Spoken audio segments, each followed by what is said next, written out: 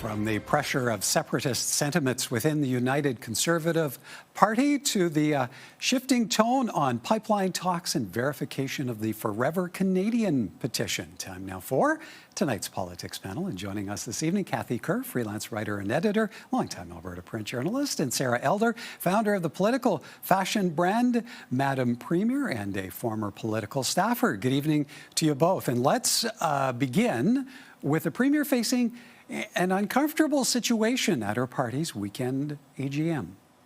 I hope people today feel a lot more confident that Canada works than they did a couple of days ago. Response to Danielle Smith in commenting on the MOU signed with the federal government and opening the door to a possible pipeline on the West Coast. In fact, the biggest cheers at the weekend convention said to have gone to Alberta separatists. Kathy, how well prepared do you think the Premier was for that reception going into the AGM, especially coming off what many consider a political victory in signing the MOU? I think she probably did not expect the result that she got on Friday, and I suspect that there was some rewriting of her keynote speech because of it, that she needed to tilt to the right in order to sort of balance off that separatist sentiment that bubbled up so seriously on Friday. I think you could sort of tell from the way she was gripping her pen that this wasn't what she was expecting, and she's not got the level of confidence in what she had hoped was going to be a big win going into that convention. Sarah, in the wake of the AGM, Party President Rob Smith told CTV News that he figures more than half of UCP membership actively support the idea of an independent Alberta. What kind of pressure does that put on internal party dynamics? I think it puts the responsibility right on the shoulders of Premier Smith in terms of thinking about who is she governing for? Is she governing for an internal UCP audience membership, or is she governing for the entire province of Alberta? If she's governing for the entire province of Alberta, then it's pretty safe to say, based on polling, that she not only has our support, and I'm speaking for myself included in the MOU, I support it, but actually a lot of Canadians. So this really is a test, I think, of the UCP in terms of who they are as a party, the direction that they want to go in, and if Premier Smith actually wants to build a broad enough coalition and bring more people into the fold who do support her in more thoughtful policies relating to the development of oil and gas and many other things. This is a choice that she and the UCP need to make. Kathy, could the separatists still make life difficult for not only the Premier, but UCP MLAs at the constituency level, a number of whom are also facing pressure from recall petitions? Oh, I think so. I think that some of the constituency associations themselves have largely been captured by the separatist group, and it's not a small group within her party. You have to remember that there's a lot of pollsters and a lot of people who think it's more than half of that party has at least a separatist leaning or are open to the idea of Alberta separating. So I think that it's going to be an ongoing issue with how they all present themselves. There are within the caucus itself some MLAs who lean in that general direction. Some of it's even been mentioned in the comments on those recall petitions. And I think this is probably going to be the big defining issue for at least the next year and a half, and maybe all the way to the next election, in terms of how the general electorate get to take a look at that governing party. Sarah, where do you feel all of this leaves the separatists within the party? Within the UCP, I mean, as long as they're in spaces where they continue to feel, or at least hear, in the sense of the sounds that were made at the UCP AGM, that they are in a majority, they will continue to think and feel that they have significant power over the party and the Premier in the party capacity. So this is the thing. Who does the UC want to be as a government? Do they want to be beholden to this very vocal group of stakeholders? Or do they want to broaden their coalition of being a big tent conservative party and bring in people who are pro-Canada, who are pro-MOU, who are pro-development, who are pro-fiscal conservative, who are free enterprise? So I think that this is a huge opportunity for Premier Smith in terms of what the party might look like going forward. I think that this is the time to bring in some more moderate, thoughtful conservatives into the mix, planning ahead to the next election. All right, as we head to that next election, where Alberta is concerned, the issue of a pipeline central to the signing of the MOU with the Carney government. And we heard from industry insider Richard Masson off the top on what that road forward looks like. So, Sarah, how daunting a task now faces Danielle Smith in not only winning over support across the border in BC, but in convincing investors, pipeline companies to get on board?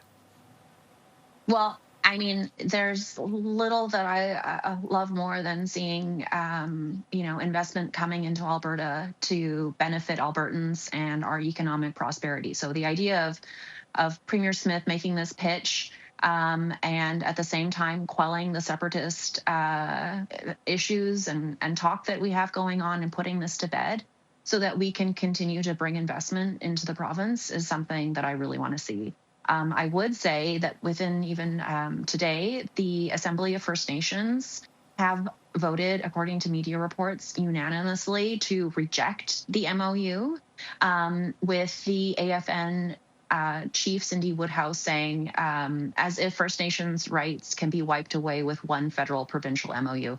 I think that this really opens up an opportunity for us to hopefully have conversations around who we are as a country, who we are as a province, what we need to do, what it means for our sovereignty, for resource development, for economic prosperity in Canada. These are things that we can no longer put to the side. We have to do them right away.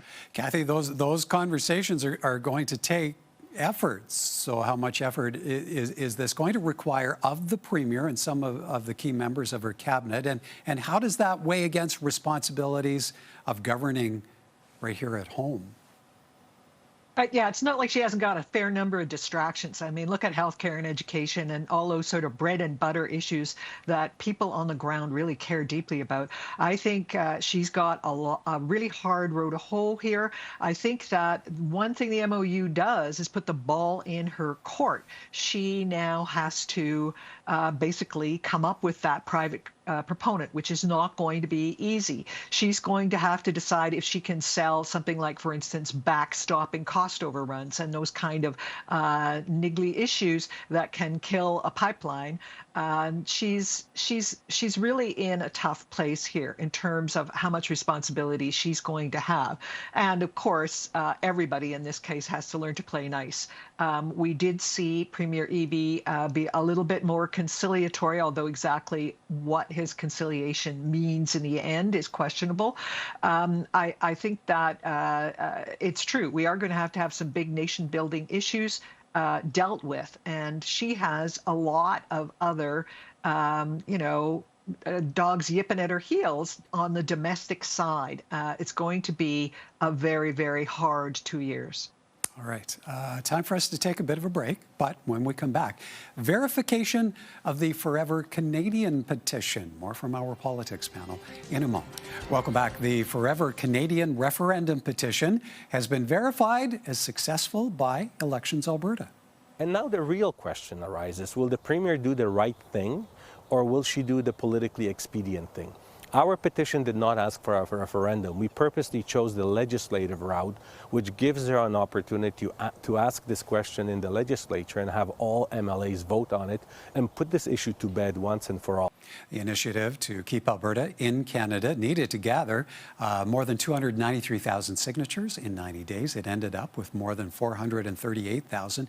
Elections Alberta saying nearly 14% of eligible Albertans participated. It will now go to the Legislative Assembly and referred to a committee within 10 days. If it goes, the Lieutenant Governor to the Lieutenant Governor for a referendum. It must be held then before the next provincial election, October 2027. Kathy, what do you see the Smith government now weighing in how it handles the question of a referendum? Well, I think they have to decide how they're going to deal with it. Is a bit of a poison pill for individual MLAs to have to make a vote on this, just as we've just discussed about the separatism issue within the UCP. That then becomes a big issue, especially for rural MLAs, whether in the legislature they're willing to vote for this one way or the other. So she may not want to do that. She may want to say, okay, we're going to have to go all the way to the referendum. She may say we'll go all the way to the referendum, but we won't have it until election day, which would, sort of soften the whole issue, because, of course, if they get reelected, that referendum, I don't think it's binding in the end, but also it would be a moot point. They'd be in for another 4 years. So I think she's probably taking a look at a lot of these issues now. To some extent, that referendum has already done its work. It's raised the flag that the average Albertan may not be on side here in terms of using separatism even as a lever in political talks with Ottawa. So, Sarah, in deciding how to proceed, what kind of debate might this now trigger within the UCP cabinet and caucus? Or is this a decision that potentially rests with the Premier's office? I can't imagine this discussion couldn't happen in the UCP caucus. I would think it would have to be. The decision, I think, ultimately between a vote in the legislature and a referendum is what would be potentially easier for the MLAs themselves. Because if it was to go to a referendum, they could possibly say, I'm letting the process play out. I have a position, but it's up to the public to decide. So it makes their positioning a little bit easier, potentially, if I was the one giving them advice. And just the way that the rules, and it would turn into a huge process. Kathy, if they were to do it in the go ahead. Please, go ahead. So if they were to do it in the legislature, then it would come down to the MLAs, and that would put them in a much more difficult position. Yeah, that would be a challenging decision to make. Now, Kathy, how do you see this conversation changing the dynamics in what is now an extended fall sitting? And is this something the opposition actively engages in? Yeah, well, and there's another issue about the opposition. How are they going to deal with this? They've been pretty hands-off on the actual petition itself. It's got to be a grassroots activity to begin with, and so they've had to keep their nose more or less out of it. I think we know where most of them would come down, probably on the yep, we like the sentiment in this. But how are they going to frame it when they get into the legislature? I think they will probably put the government on the spot and try to force them to a vote, but it's questionable if they can get there. Sarah, Peter Guthrie, Scott Sinclair, the Alberta Party, they're all waiting on a decision over rebranding to the PCs. How do you see this referendum dialogue playing into their future prospects?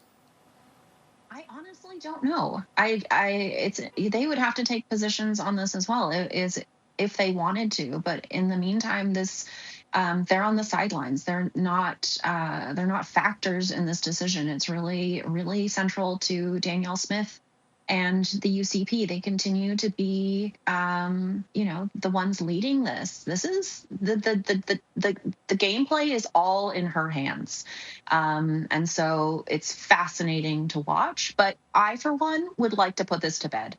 I want Alberta. I believe in a Canada with Alberta. I believe in a Canada with Quebec. I think we need to put this to bed and just move on so that we can focus on things like the pipeline and all the other good things that come from it, so we can fund schools and hospitals. And I really don't believe that I'm the only one that thinks that. All right. On that note, we'll have to leave it there for time. Great to see you both. Thank you kindly for this. Bye.